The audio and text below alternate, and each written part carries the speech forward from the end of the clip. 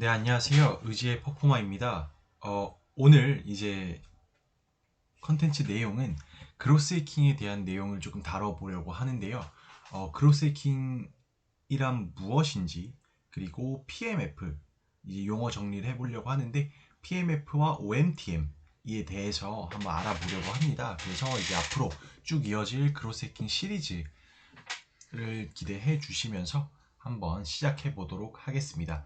일단 그로스 해킹이 뭔지에 대해서 알아보기 전에 간단하게 말씀드릴 게 있는데, 여기 제 블로그는 이제 유튜브 하단에 이제 기입이 되어 있는데, 제 블로그에 이제 정리된 내용을 바탕으로 설명을 드린다는 점과, 그리고 인프런에 이제 양승환 님이라고 그 마이리얼티 그로스 해킹 팀에서 이제 일하고 계신 양승환 님의 강의를 참고해서 이제 내용을 정리를 해봤습니다. 그래서 앞으로 크로스 해킹에 대한 내용은 제가 공부한 내용을 바탕으로 진행이 된다라고 이해해 주시면 되실 것 같고요.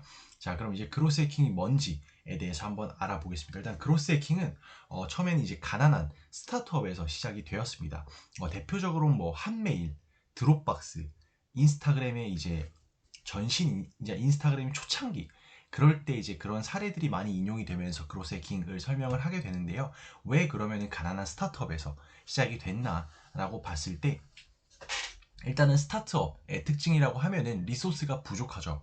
리소스가 부족하고 한정되어 있습니다. 그러다 보니까 한정된 리소스를 가지고 가장 효율적으로 마케팅을 진행을 하면서 고객을 끌어들이고 어떻게 성장을 할 수 있는지에 대한 치열한 고민 끝에 나온 방법론이다 라고 생각을 해주시면 되시는데, 제가 방금은 방법론이라고 했지만 최종적으로 그로스 해킹에 대한 정의는 사고방식이라고 정의를 하고 싶습니다. 이것도 아마 이번 콘텐츠에서 말씀을 드릴 수 있을지는 모르겠지만 방법론이 아닌 사고방식으로 이해를 해주시면 되겠고, 어쨌든 가난한 스타트업에서 부족한 리소스를 이용해 마케팅을 하고 고객을 끌어들이기 위해 시작된 게 그로스 해킹이다 라는 거를 먼저 말씀을 드리고요. 그 다음에 그로스 해커는 데이터 분석가가 아니다라는 것도 말씀을 드리겠습니다.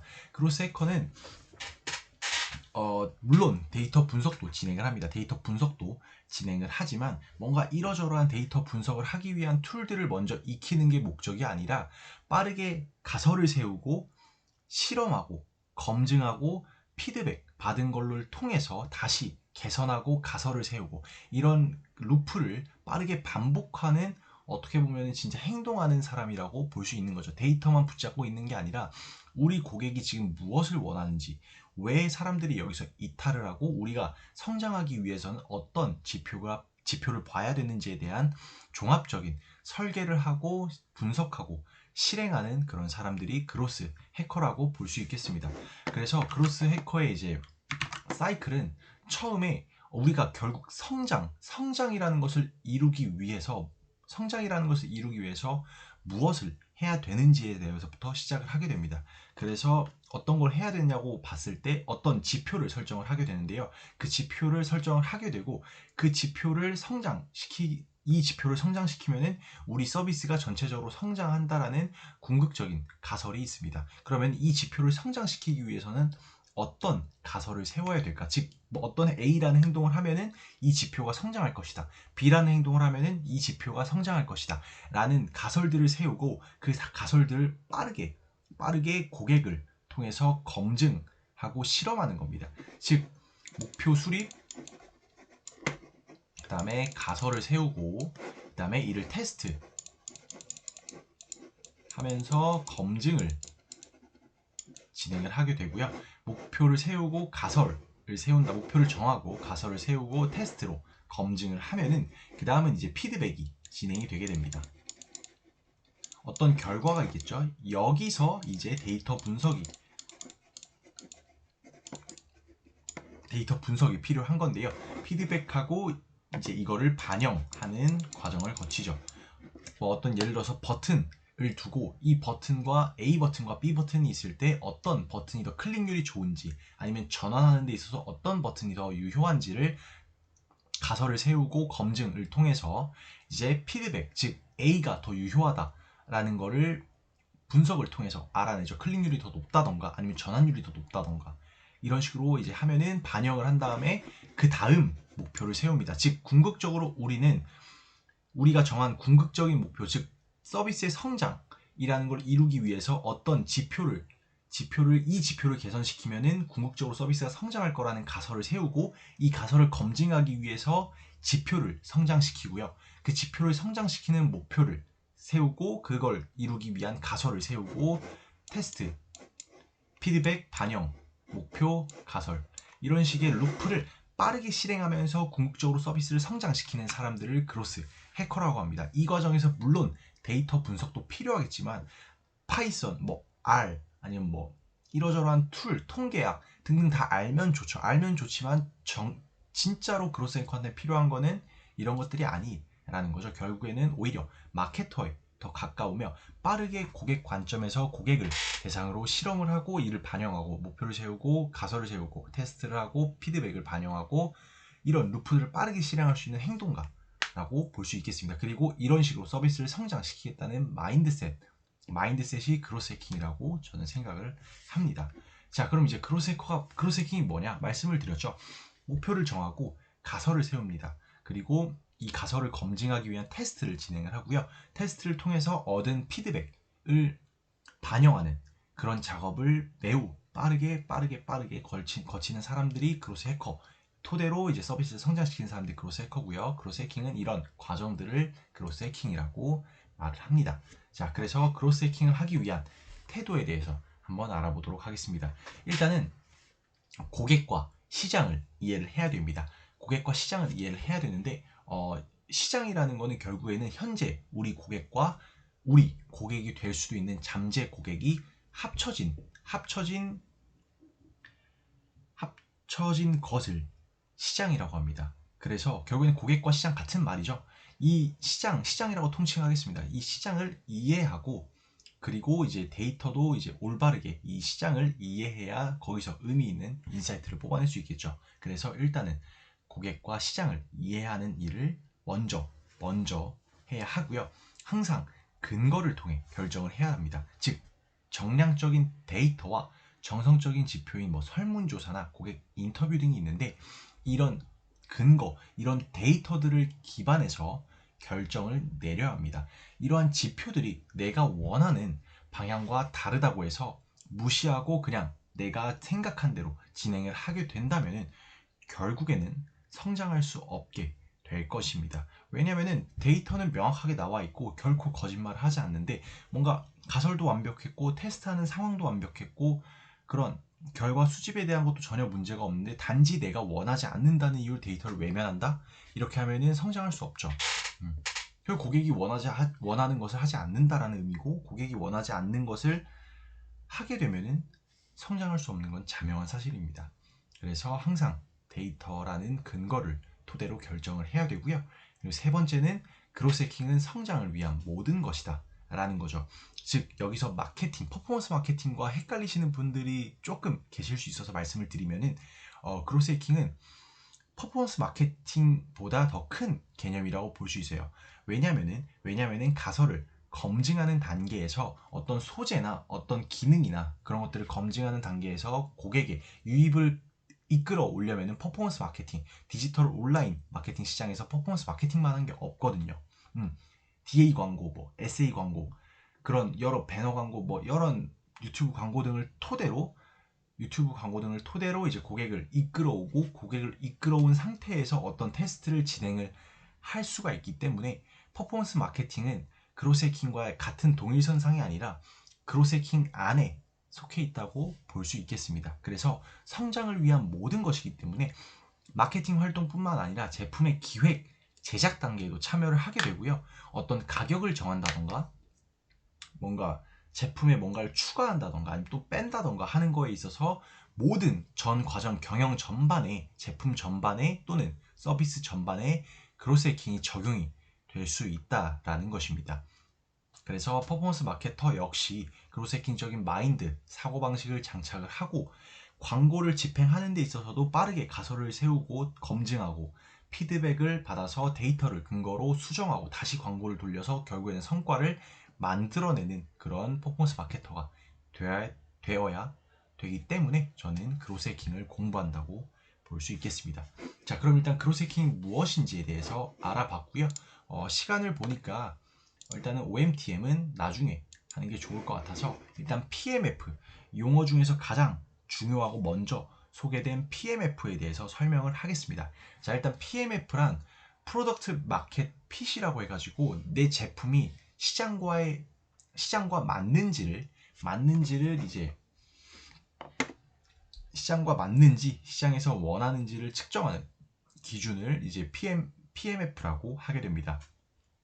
여기서 시장은 현재 고객과 우리의 잠재 고객, 경쟁사를 사용하고 있는 고객도 될 수도 있고, 아직 우리 서비스를 인지하지 못한 고객도 될 수가 있고, 전혀 무관하지만 뭔가 어떤 특별한 계기를 통해서 우리 서비스의 고객이 될 수 있는 사람들을 모두 통칭해서 시장이라고 하는데요. 결국에 이 PMF가 맞지 않다면, 즉 시장에서 내 제품이나 서비스를 원하지 않는다라고 하면은 아무리 마케팅에 돈을 많이 쏟아 부어도 결국 실패할 것입니다. 즉, 이 PMF를 알아가는 것조차 그로스 해킹을 통해서 알아갈 수 있는데요. 이게 어떻게 가능하냐고 하면은, 자, 우리가 어떤 제품을 내놓고 싶어요. 이런 아이디어가 있어요. 지금 현재 아이디어 단계고 아무것도 없는데 아이디어만 가지고 우리 주 타겟, 이 우리의 아이디어는 이 주 타겟으로 하는 사람들의 문제를 이런 방식으로 해결할 것이다 라고 했을 때 간단하게 그 타겟을 인터뷰하는 방법도 진행이 될 수 있어요. 정말 우리가 생각한 문제가 해당 타겟이 가지고 있는 문제가 맞는가, 존재하는 문제가 맞는가, 그리고 이 존재하는 문제에 대해서 현재 어떤 식으로 해결을 하고 있는가, 그 해결하고 있는 방법의 문제는 무엇인가, 그 문제를 우리가 해결해서 궁극적으로는 고객이 우리가 주로 주 타겟의 문제를 해결할 수 있는가 등에 대한 질문을 고객을 통해서 그로스 해킹 해볼 수 있다는 거죠. 이런 것도 그로스 해킹입니다. 그냥 내가 단지 아이디어가 있고 무조건 제품을 만들어서 짠하고 시장에 내놓는 게 아니라 아이디어 단계부터 그로스 해킹을 통해서 아이디어를 발전시켜 나가는 거죠. 내가 실제로 문제라고 생각했지만 실제 고객들의 인터뷰를 토대로 봤을 때 이건 문제가 아니다. 그냥 너무 자연스러운 현상이고 이 정도는 문제라고 생각하지 않는다라고 하면은 우리가 오히려 문제를 잘못 정의한 게 될 수가 있고 우리 아이디어는 이미 시장에서 실패한 거라고 볼 수 있습니다. 물론 이게 통하지 않을 수도 있어요. 스티브 잡스가 말한 것처럼 소비자는 소비자가 원하는 것을 모를 수도 있습니다. 하지만 우리가 스티브 잡스가 아니라고 하면은 결국은 더 많은 고객들과 더 가까이 하고 그런 문제가 있는지를 더 집요하게 그로스 해킹을 통해서 실제 문제를 도출하고 아이디어를 발전시켜 나가는 과정에 있을 수가 있다는 거죠. 그래서 PMF, 즉 시장에서 원하는 일 측정하는 기준인 PMF도 우리가 그로스 해킹을 통해서 알아갈 수 있다라는 것을 알 수 있었고요. 그래서 이제 PMF가 뭔지에 대해 설명을 드렸고 이제 PMF를 알아볼 때 사용할 수 있는 지표들로 이제 리텐션, 컨버전, 그리고 NPS 이 세 개가 있는데요. 리텐션 같은 경우는 재유입이죠. 그러니까 재사용입니다. 즉 우리 서비스를 처음 이용한 고객이 시간이 지난 이후에도 계속 접속해서 서비스를 이용하는지 아니면 더 이상 사용하지 않는지에 대한 지표를 리텐션이라고 합니다. 이 리텐션의 특징은 이렇게 그래프가 있을 때 대충 이런 식의 그래프를 그리는 특징이 있어요. 즉 여기서부터 유입을 다 하는데 점점 떨어집니다.